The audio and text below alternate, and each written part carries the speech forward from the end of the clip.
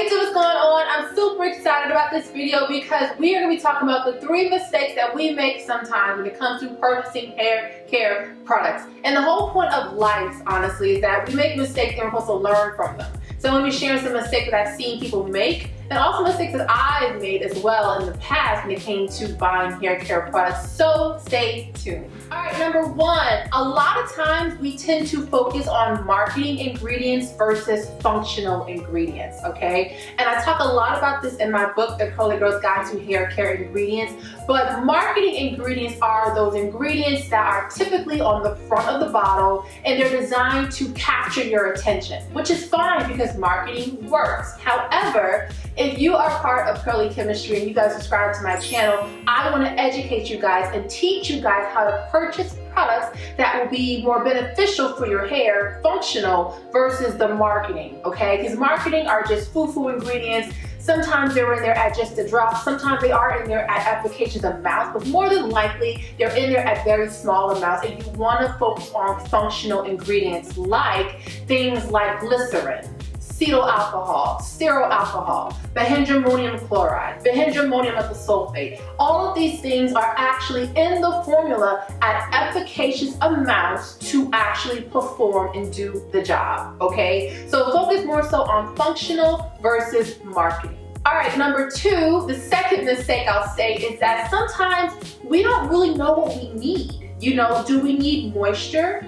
Do we need moisture retention, which is something entirely different? Or do we need protein? Okay, now moisture and moisture retention go hand in hand. You're like step 1 and step 2. A lot of times you're going to need moisture if your hair is breaking, if it feels dry, if it feels rough, if it looks dull. Those are key, indicators that, whoa, I need moisture, but you also need a moisture retention to lock in that moisture as well.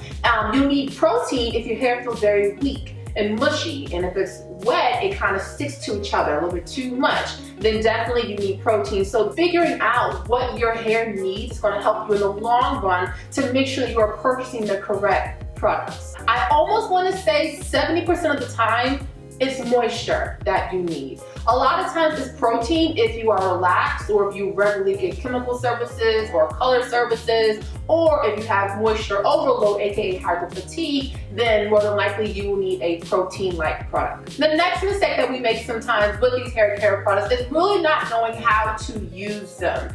Yes, they have instruction on the bottle, but there's also technique attached to these products that will be beneficial. So number 1 technique, which I always talk about now with Curly Chemistry, is P&P. You want to make sure you penetrate, moisturize, and protect. If you have no clue what I'm talking about, that's okay. I have a video below for you to check out, but that is a technique that's going to help you to retain moisture. It is a game changer and it's absolutely amazing. Next is going to be sealing the moisture in. Of course, we talk about, using oil and all that, but there's actually different classes of oils. Number 1 is going to be hair grease. Hair grease is an amazing way to lock in moisture. You can do this when you're doing your braid outs, your twist outs, and you're trying to lock in that moisture that you put on your hair. You're going to wake up, number 1, to soft your hair because hair grease is bomb. If hair grease is not bomb for you, another oil would be something like castor, avocado, or sunflower. That's the 2nd class of oils. And the 3rd class of oil is going to be something lighter like jojoba or grapeseed oil or sweet almond oil as well. And the last mistake that I see that people make, and I make too as well, is lack of consistency.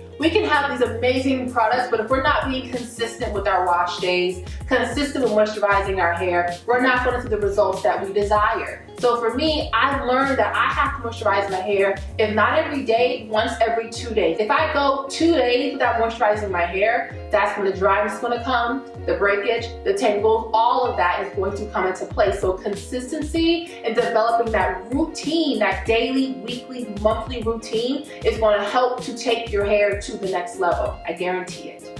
Okay, I hope you guys enjoyed this video and learned something new. My question for you is, what is the 1 mistake that you've made along your hair care journey? Share below. I look forward to joining the conversation with you. My next video is going to be on why some products seem to stop working after a while. It's so frustrating when we love something and then as we're using it over time, our hair stops responding to it. So in my next video, we're gonna break that down and really look at to why that takes place, okay? So make sure you guys subscribe, notifications are on because you're not gonna wanna miss it. Be sure to check out the Curly Girl's Guide to Hair Care Ingredients.